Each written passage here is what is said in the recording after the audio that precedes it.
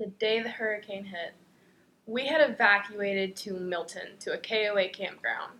And it didn't hit too hard over there, but I remember the camper was shaking, and I had to put myself to sleep because I have really bad storm anxiety. So I remember having to sleep. But when I woke up, only a few friends in the area who had stayed that had cell service were messaging me, seeing if I was okay, and I was fine. My house ended up only having some holes in the roof. The shingles flew off all over the yard. We lost our shed. It flew up into some other guy's yard, and I remember feeling really lucky because a lot of my friends had lost their house.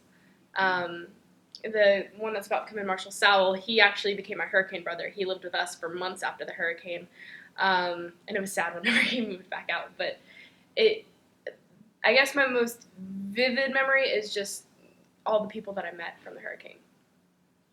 And what, 11 months later, how is your life different now than it was before Hurricane Michael hit? I think I have a greater sense of appreciation for everything that's going on in the community.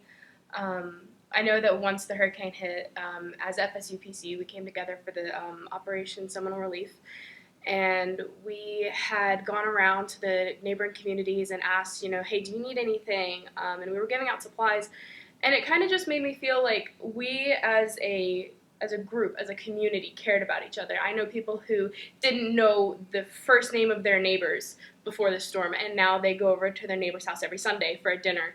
I know a neighborhood really close to here actually now who nobody knew each other, but they're planning a neighborhood get-together for that one night that the hurricane hit on that year anniversary.